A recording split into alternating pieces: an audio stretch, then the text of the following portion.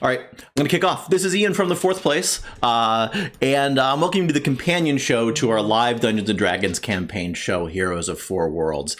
So let me explain. I guess I'll take a break to say every Saturday we do something live. Every second Saturday, or every first Saturday if you want, every other, is Heroes of Four Worlds, our D&D actual play campaign. That's about 2 hours of real live D&D. This is the off week, so what I'll do this week is, and every off week really, is give you a little bit of a primer on Dungeons & Dragons for folks who don't know it as well. It's not very long before we rerun the previous episode for anyone who missed it.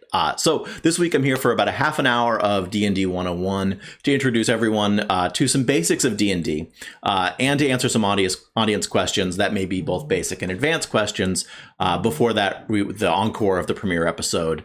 Again, we'll always be doing this at the same time, 7 p.m. Eastern, 4 p.m. Pacific, and midnight in the UK and Ireland every Saturday, unless we announce that something is up.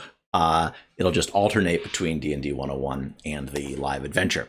I don't have a guest with me this week, but sometimes I'll bring cast members and other friends to join the conversation about D&D and Heroes of Four Worlds.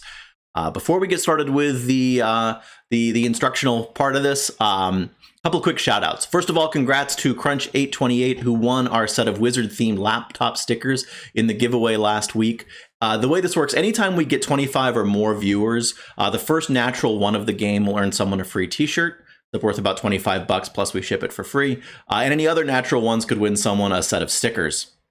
The small print is, again, we only give away the t-shirt if there's 25 or more viewers. And our giveaways are only open to people who comment the right thing in the chat when we ask for it, who follow us here on Twitch, who are 18 or older, and who live in the United States, because I think that makes it all legal and up. No purchase necessary, yada, yada, yada. I also want to thank, again, our fantastic artist, Zoe Garner, aka Sketch Bunny Plus on Twitter and Instagram, for the character portraits we use on the show. You'll see them in the overlay on the live shows of the game. You'll also see them in a lot of our ads lately because we think they're beautiful. We have more beautiful art coming from her, as well as at least one other artist. I want to make sure that we do these characters justice. So that's the thanks and acknowledgments. On to D&D 101. So we know some of our viewers here are here for the fantasy adventure and are totally new to Dungeons & Dragons. That includes one member of our cast and my own parents who have been watching as well. And we do want the show to be accessible to anybody. We want it to be a fun adventure to watch using D&D as part of the medium. But if the D&D doesn't make any sense, the story won't make any sense. And that's partly why we're doing these D&D 101 shows on the off weeks. So what is Dungeons & Dragons? It's the original, and some would say the world's greatest, certainly the publishers do, fantasy tabletop role-playing game.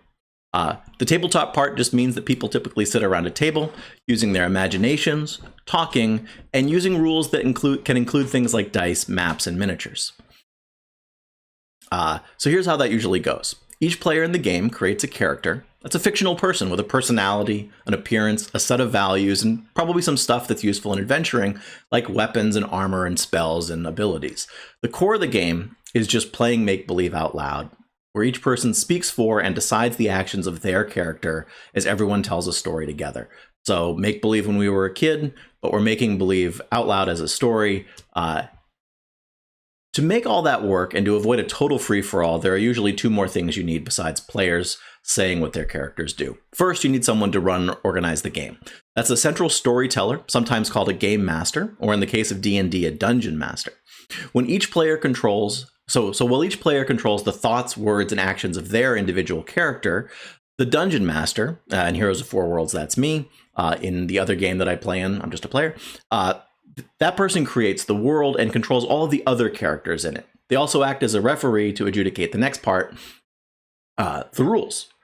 So to create a balanced set of challenges as part of the conflict that makes a good story, there are rules in place that decide everything from who can win a fight, to who can run faster, to who is luckier in an odd situation, to who maybe can forge a document so well that the local inspector thinks it's real.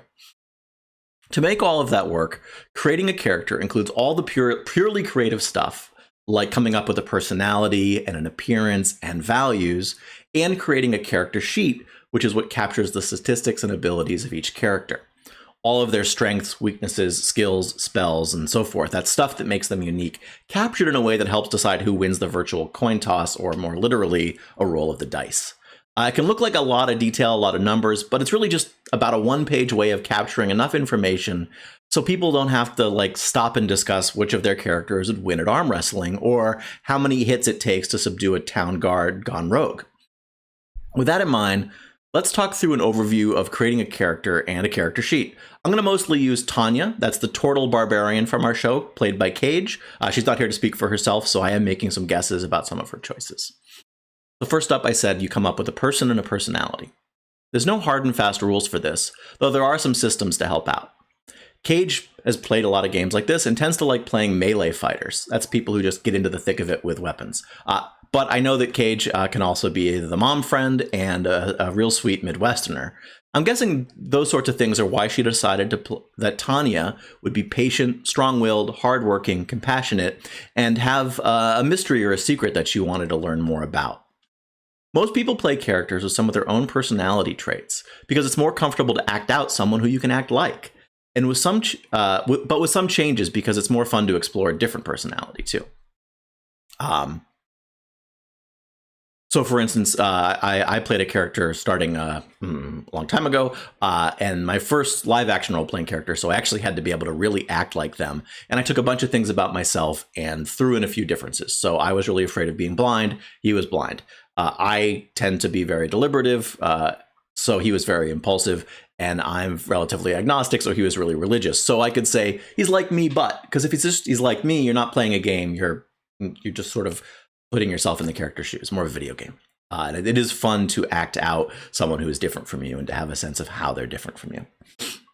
So next up, to create a character after you come up with that personality stuff, you're going to pick a fantasy race, right? So you can be a human, but you can also be an elf or a dwarf or one of a huge variety of other fantasy peoples that exist in these games and in the game worlds.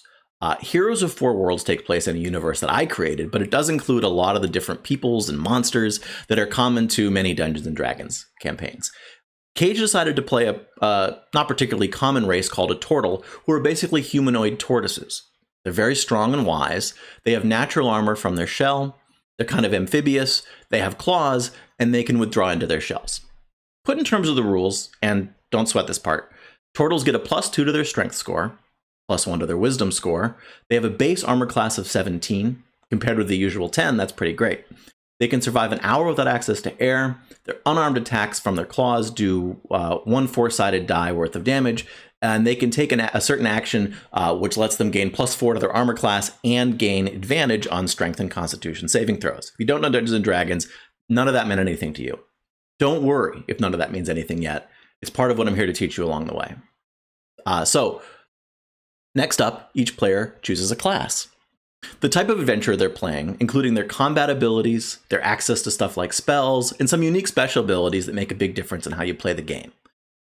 So much so that it's pretty common to choose your race second to make sure you have one that works well with your class. You pair them up. How do I explain that? So Tanya's a barbarian.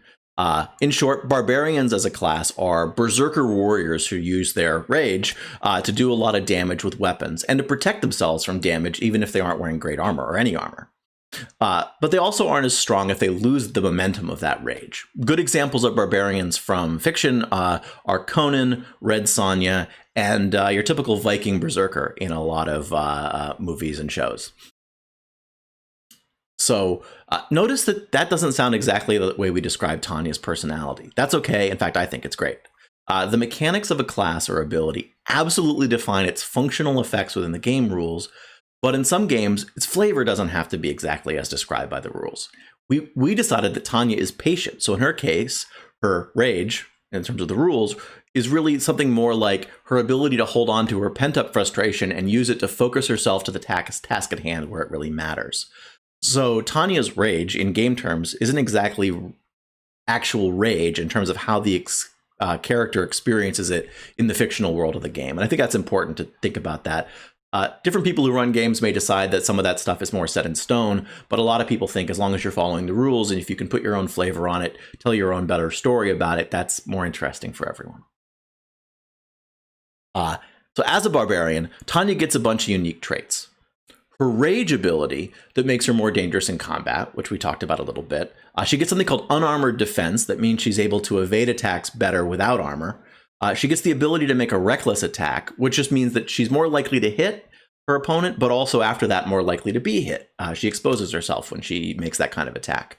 And she gets a danger sense that can help her get out of the way just in time. Remember, this is all the stuff she gets as a barbarian from this class. It's sort of her profession as an adventurer, her specialization. As a barbarian, she relies mostly on her strength and dexterity, which mean what you think they mean, in combat to fight with weapons. In her case, usually a trident and a shield. And as a barbarian, typically you don't have magical spells or magical abilities. Every character also gets a subclass to their class. You won't see a lot of that early in the game, which is because characters choose that pretty early in the game at level 1, 2, or 3, depending on their class. In the case of barbarians, they get what's called a primal path when they reach 3rd level. And just to make this sound less, I think, intimidating, characters gain levels based on their experience. How much are they doing? There are charts so that the dungeon master can award experience points, and when you get enough, you gain a level. Or games like ours, where the dungeon master keeps track and just tells you when you've reached a milestone where you've gained a new level. It's a chance to gain some new abilities, upgrade your character a little bit. It represents you getting stronger, more practiced, more experienced at what you do. There are several primal paths for barbarians to choose from. They add additional abilities and change the flavor and specialization of the character a little bit more. So for instance, the path of the berserker does stuff to enhance the barbarian's rage abilities to be even more deadly. But the path of the ancestral guardian is about getting supernatural aid from spirits, and those barbarians even gain some spells. Every character in Dungeons & Dragons, the 5th edition anyhow, which is the current version and the one we use on the show, also chooses something called a background. This doesn't add as much in terms of tangible mechanical benefits as a race or a class, but it can help you figure out what your character was like before they were an adventurer. So it gives you some, small benefits along the way. For example, Tanya is what's called an inheritor. She inherited the stone egg that we see her with in the game. So as an inheritor, Tanya got some extra skills. She's proficient in a skill called survival and got to choose between arcana, knowledge of magical stuff, history, which is knowledge of game world events, and religion, which is knowledge of the religions in the game world. She chose history, maybe because Tanya has spent her life exploring and meeting people. She also got to choose to be proficient in either an in-world game or a musical instrument. She chose the game Dragon Chess. Notice this is adding some flavor. It is giving some tangible abilities that might affect how she rolls some dice, but what it's also about is just making sure you've fleshed out, who is this person? Why are they an adventurer? What were they doing before they were an adventurer? Oh, she also, as an inheritor, got to pick an in-world language. She chose the language Sylvan, which in D&D is the language of fairies and some forest creatures, which could come in handy given that some of the other members of the game party, we'll say, are in that space. So there's something else we did too. We worked together to choose what her inheritance was, the stone egg, as I said. So as she created the character, we discussed what the nature of this egg would be, how much Tanya would know about it. And now I can use that stuff as an important part of the story that could connect Tanya and the other players to various parts of the game world and what's happening around them. In this particular game, since there are some characters who use the expanded rules that I wrote in our Destiny and Demigod supplements, that's they're D&D rule books that are under the Open Gaming License, or OGL. Fourth Place puts out as part of our Patreon that gives people some more options to play different D&D. So because we have a couple characters using those, in particular, let's see, we've got Nico and Lamia are using rules from what we call heroic demigods. That's the race that they're playing, and it's also the name of a rule set that lets you play the child of a god who's got some neat tweaks. And Dim is using the Wizard of Legend to play a particular new kind of wizard that will explain why some regular D&D players don't recognize everything he does in the game. It's new content that you can get from us. So to balance that out, because they do get a little extra, those were written to be a little bit more powerful than your average character, I added some magical properties to Tanya's egg that will give her some special abilities we'll slowly discover in the game. That's not part of the background. It's not part of the rules. It's a chance for me as the dungeon master, the storyteller, to use my discretion to keep the game balanced and to create hooks and bits and pieces that are going to let all the characters be equally involved in the story. So Tanya's got a personality. She's got the big building blocks, which define some of the character. Every character also chooses their ability scores. This looks like math. It's barely math, I promise. So like every character has their strength, their dexterity, their constitution, their intelligence, their wisdom, and their charisma. Those all mean what you think they mean for the most part. The game does define them a little bit more if you need to sort of figure out how to disambiguate, differentiate them. And those stats, along with her class, her race, and her background, determine almost everything about a character's skills and combat abilities. So this is math a little bit, but it's really just numbers. It doesn't get complicated. Every ability score is on a scale from 0 to about 20, where 10 is the average person, in a normal real-world person, I should say. 18 is the peak for a normal real-world person, and 20 is the peak for a fantasy world person. So higher scores than 20 are usually reserved for beings who are more powerful than you can play as a player of the game. So that's the monsters and bigger things. That's giants and gods and dragons. Don't stop at 20. They go up even further.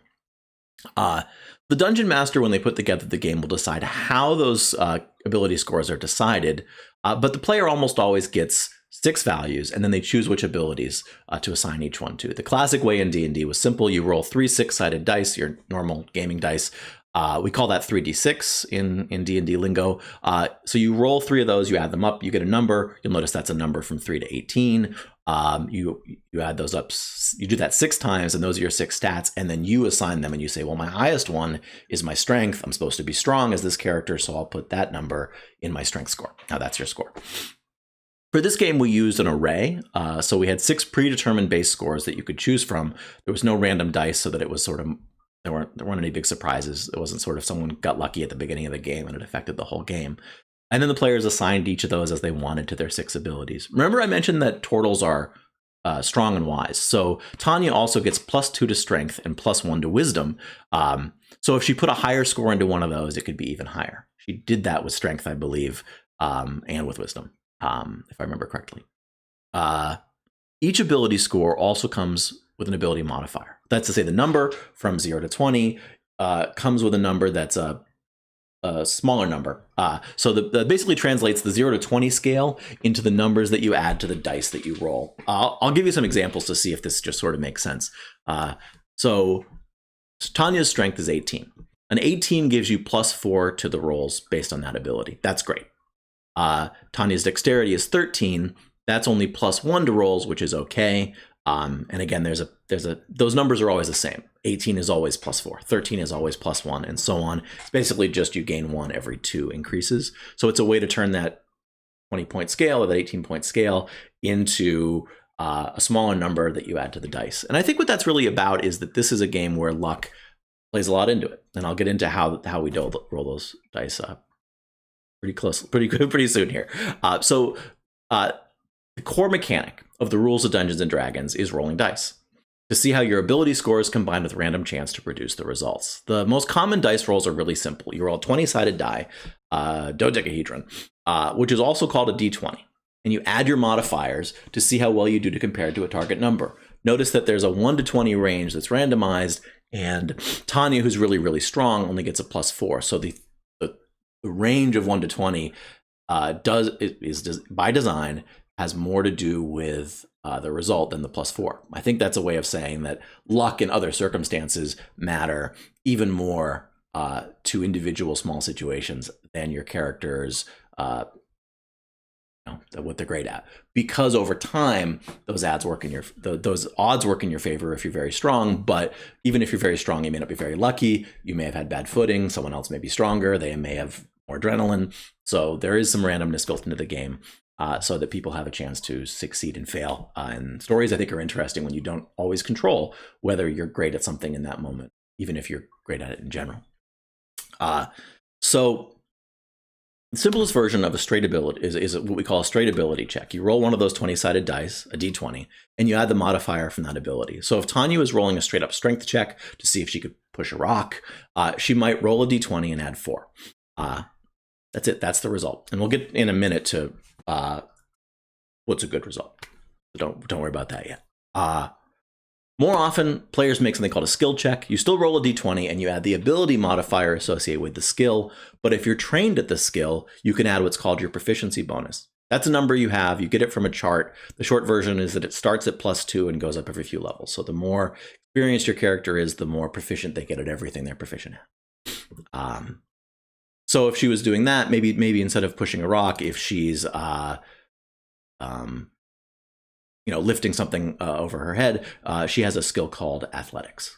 So it's your strength, and if you're proficient in athletics, you get even more of that.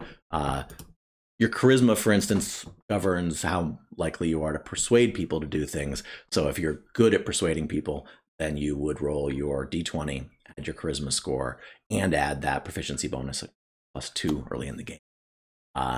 That's going to show how lucky you were or how skilled you were combined. So both ability checks and skill checks are usually on a simple scale. I want to get to this because then those results mean something. Something very easy to do has a target of only 5. Something easy to do has a target of 10 or more.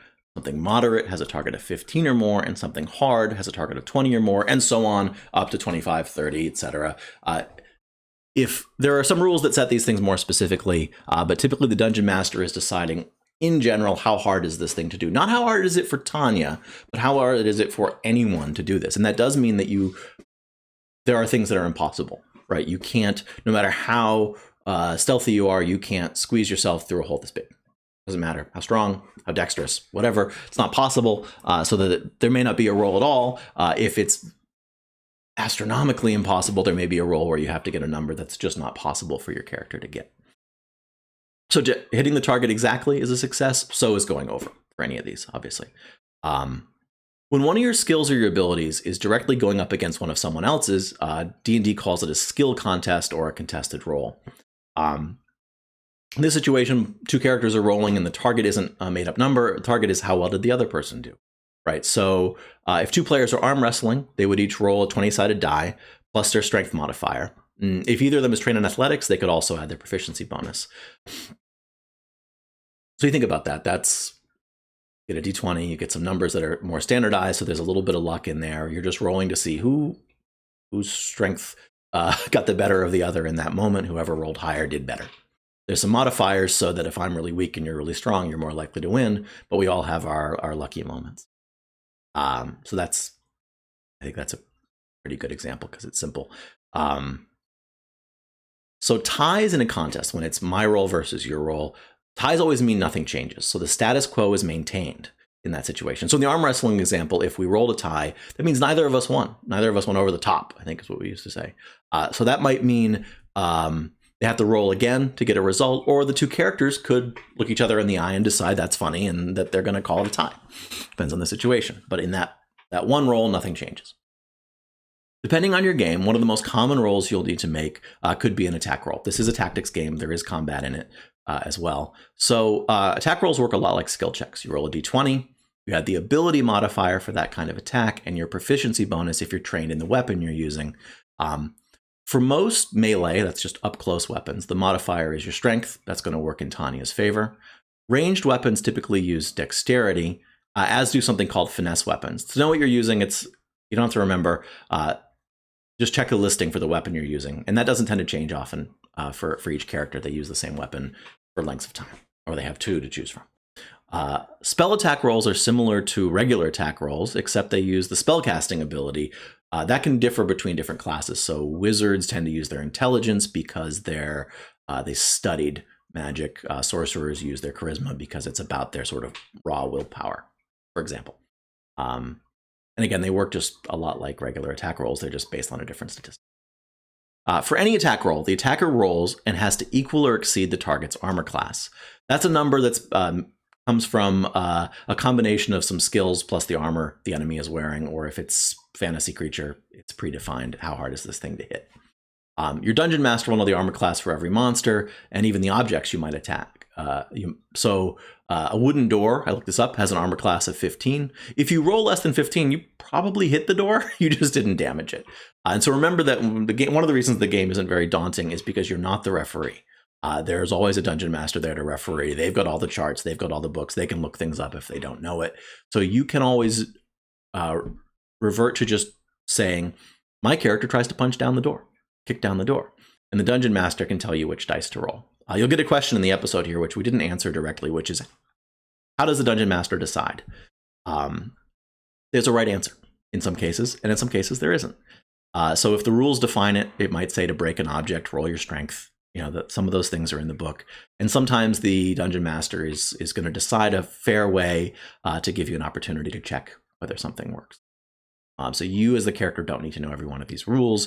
You can always ask, or you can always just describe what your character is doing and let someone help you figure out how that's going to translate into the rules. Some spells, traps, and other effects that don't require as much precision targeting as, hitting someone correctly with a sword or a bow and arrow, use a system called saving throws instead of attack checks. Sounds kind of complicated, but what it really just means is if the skill of the attacker decides whether they hit the target, primarily, that's an attack roll. But if the skill of the target decides whether they evade something, it's a saving throw. So in those cases, the target rolls a d20. They add an ability modifier, and if they're proficient or trained in a certain kind of saving throw or a certain kind of defense, they add their proficiency bonus, that +2 that we mentioned before. So Tanya's trained in strength or proficient in strength saving throws. So if someone tried to crush her with a spell that dropped a bunch of rocks on her, she would roll a d20. She'd add a 4 for her strength and another 2 because she's proficient. So that's a 20-sided die, whatever result, +4, +2. The difficulty of a saving throw versus a spell is determined by the spellcasting skill of the attacker. They'll know it because it's on their character sheet. Otherwise, if the dungeon master is doing it, they'll just tell you, roll a strength saving throw, and you give them the result, and the dungeon master will tell you if that's good enough to evade it. This is sort of like a simplified version of what a lot of computer games do, right? They're doing the math to figure out how likely something is to work, but it's all relatively simple, and it's mostly being kept track of. I guess I'm the computer as the dungeon master. I'm the one who has to do a lot of the math, or at least tell you whether the target was hit. You'll also hear me and other DMs, dungeon masters, ask a player to roll with advantage or roll with disadvantage. This is a simple system added in some recent versions of D&D to double your odds of success when something is in your favor and cut the odds when something is working against you. So whether you have advantage or disadvantage can be decided by the dungeon master based on the circumstances, or there are places where the rules declare it. For example, if you can't see, your attacks always have disadvantage because you're swinging blindly. Or some ability will describe that you gain advantage in a certain situation. Pretty simple. In both cases, you roll 2 d20s. If you have advantage, you use the better result. Your odds are twice as good because the odds are twice as high that one of the numbers will be higher than the target. When you have disadvantage, you have to choose the worst result, so it's less likely that you succeed. So for instance, Tanya always has advantage on strength saving throws when she has taken the time to fully withdraw into her shell. So if she were tucked into her shell when those rocks were going to fall on her that I mentioned earlier, she would roll a d20 to 20-sided die 2 times. She'd take the higher result, then she'd add her strength modifier and her proficiency bonus. So that's to that. So say she rolled a 5 and a 10. She'd choose the 10 because it's higher. She'd add the +2 and +4, which equals +6 to that for a total of 16. In the game, you might also notice her adding a bit more thanks to one of the magical properties of the eggs. I didn't include that in the math because it's just one more level of complexity. So one last common kind of roll, and you should know enough to understand most of the first episode, at least as much as any of us did, in terms of when we're rolling dice and what's going on. So when players are in combat, or any kind of situation where timing matters, they enter what's called initiative order. Each character, including the monsters who get rolled by me, rolls a d20, 20-sided die, and adds their dexterity modifier, their physical speed, and any special bonuses that apply to their dexterity or to initiative checks. The higher the result, the earlier each person's turn in the order. So tiebreakers at the same final result go to whoever has the highest dexterity score, regardless of what else was added to get to the final score. Once everyone has taken their turn in that order, they just continue around and around they go in that same order. Basically, it's a slight advantage for being faster because you get to go first, and also because you can choose to delay what you're doing. If you're first, you can't go sooner. You're going later. I want to sort of take a moment there to explain something that you're going to see in the game. You don't do all this math yourself anymore. D&D isn't a computer game, but it's also not a math game. And so we have a lot of tools that do a lot of the math for us. So either your character sheet is before the game, you're going to add up all the numbers and you'll just know, oh, when I do this thing, it's +6. Or you're using a digital tool. A lot of these are websites, web apps that keep track of your entire character or parts of your character. So when we talk about rolling the dice for this online game, we actually roll in something called D&D Beyond, you can see it over there. And then it rolls digital dice, which show up in another program we have it linked to, because that one's a little bit better at maps. And they see the result, and everything's already added. So it's not like you have to always remember what to add up or where these numbers are coming from. I think Initiative is a great example of that. The program that I'm using to manage the map actually automatically gives me everyone's results, and I sort them in the right order, and I just click, click, click to roll through them. Some dungeon masters maybe have a piece of paper, some simple way to keep track of it. Not really math, it's just knowing a few numbers, which you're making up on the fly, essentially. So let's put this all together. When you watch us play D&D in the episode, which is starting in just a few minutes, you'll see me, the Dungeon Master, describing the setting, maybe saying what some other characters say, and definitely describing things like what the monsters do and what things look like. The players will decide what their characters are going to say or do. Sometimes that's a conversation involving some family drama. Sometimes it's swinging weapons and casting spells to defeat an enemy, and sometimes other skills and abilities are involved. You're going to see everything in this game, from people swinging a weapon to casting an attack spell to rummaging around in a library to find some information. We'll use dice to show how lucky they were, but what really matters is the character is going to say, I want to rummage around in the library, or I want to cast a spell to defend myself, and then I'll help use the rules to adjudicate what happens.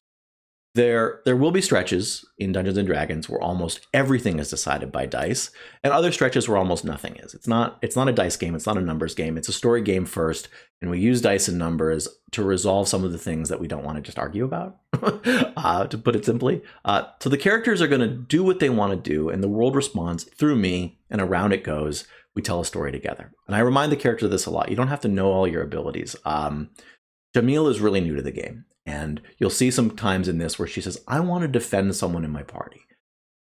And I'll help her figure out if she's got a spell. She doesn't have to know everything that her character would know. And I'm there to help. The other players are there to help. But she can decide, I want to help someone, or I want to attack the enemy, or I want to throw myself in the way of this problem, or I want to discuss this with everybody. Those are all your choices. You don't need to know the rules to know what your character would do.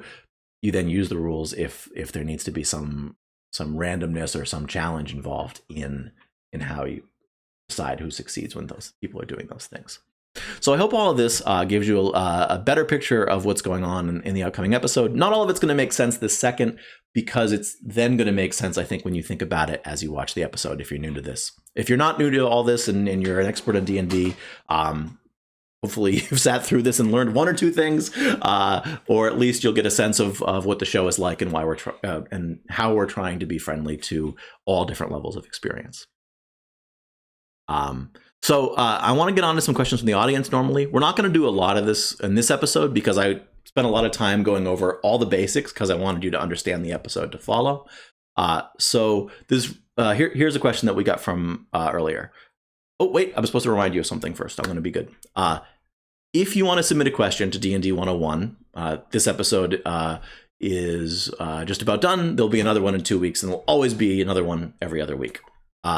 Just post a tweet on Twitter with your question, and be sure to tag or mention at Fourth Place Games and hashtag D&D 101 so I can see your question before the episode, do my research, figure it out, and include the answer on the show.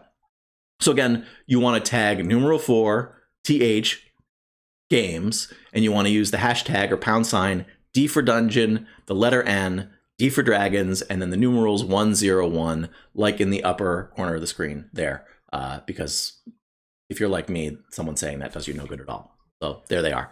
You can do that anytime. I do really run the show live. It's Saturday at 7:35 Eastern right now. So if you get me your questions before the show, I will try to answer them on the show. So here's a question that came up in discussions with the party, since people didn't have time to submit a lot of questions for this episode. If you're using a grid with squares that represent a 5 foot by 5 foot area, which is pretty common, how much movement does it use to go diagonally between the squares? So you will see us use a grid in the episode that's coming up, and you will see some questions about this. This one, I like this question because it's a good example of the modular nature of D&D 5 or 5th edition. Because there actually can be more than one answer, but there is a right answer. If you're playing the game without a grid map, then the Dungeon Master just keeps track of everything with a mental map in their head and can provide the characters with approximate distances. The Goblin is 14 feet from you. The lever you need to pull is 50 feet away. The ceiling is 40 feet high. And they know that, or they're coming up with that on the fly. In that case, there's no grid, so 5 feet is 5 feet. If you have a spell that only works within 10 feet, the Dungeon Master can tell you whether something is more or less than 10 feet away. If you need to move, you move that number of feet. On a hex-based grid, that's hexagons, which is also common in some strategy games and is an option for Dungeons & Dragons. You think about it, there's no diagonal or orthogonal. Everything is just sort of concentric circles because they're all adjacent to each other. More of them are adjacent to each other. But the geometry for a square grid would require some real math to be completely accurate on horizontals, right? Because going diagonally really does take more feet because it's a longer distance. Geometry. So if you're using a square grid map, the default rule in Dungeons & Dragons is simple. One square is 5 feet in any direction, quote, even if the square is diagonally adjacent. For those who are sticklers for the rules, this is on page 192 of the Player's Handbook. It does say it's a variant in the sense that using a grid isn't required. So using a grid itself is a variant. But this would override a rule that's declared as optional. So sounds a bit crazy, but it makes distances easier to track. I think of it as building in the simplification in a way that everyone can use in place of some of the simplifying that the Dungeon Master would do if they're keeping track of it in their head. Right? I'm going to make mistakes. I'm going to fudge some things. Don't tell anyone. So rather than us all fudging things in different directions, we come up with a universal fudge, which says 5 feet is 5 feet in any direction. Some people who play a lot of role-playing games are familiar with another option. They're right too. So those people may count the first diagonal as 5 feet, the next one is 10 feet, and so on. The math there is because the actual hypotenuse of the angle across a 5-foot square is about 7.07 feet, which isn't far from what would be the average of 5 feet and 10 feet, 7.5. So it's a compromise that's fairly easy to do without actually doing math down to a fractional level. So again, you go 5 feet, and then you go 10 feet, and then you go 5 feet, and then you go 10 feet, because over time that's going to average out real close to the actual 7 point something feet that you use to go across a square. That is the rule in some other tabletop role-playing games, and it's an official optional rule mentioned in the Dungeon Master's Guide for Dungeons & Dragons 5th edition. Again, for those who like to look up the rules, it's on page 252. I'm trying to keep this game pretty simple, so I'm not using a lot of optional rules. I'm not making a lot of changes or house rules. This is the default rule, and it's the easiest one to keep track of. So rather than teach or have everyone have to remember that there's 10 different ways to do this, we're using the default. All right, so now I'm done with these questions. Again, I'm looking forward to your questions. I think one thing I forgot to mention is that if you submit a question to, there it is, D&D 101, and you're in the chat when I read that question, and you point that out to me in the chat, you're going to win some stickers. Because I like giving away stickers, because I like seeing if people are paying attention and if they're joining the show. So again, don't forget to tweet at 4th Place Games. There it is, with hashtag D&D 101 with your questions. If I choose them and I read them on the show and you're here in the chat when we do it, you could win a prize. Now, this is the fun part. Onto a repeat performance of the premiere episode of Heroes of Four Worlds. It is going to start with a brief explanation from me to catch you up on some basics. Stuff about the world the party already knew from creating their characters and going back and forth that I didn't want to repeat for them live. And also some things that weren't on screen because they were explained in our practice episode, or our episode 0. And to make sure that you hit the ground running, you now know a bunch of D&D stuff, and there's going to be a few minutes of some stuff about the characters in the world, so you'll understand exactly where they're launching at the beginning of the first episode. So thank you all for joining. Give me just 1 sec, and I will queue up the episode. Have a great weekend.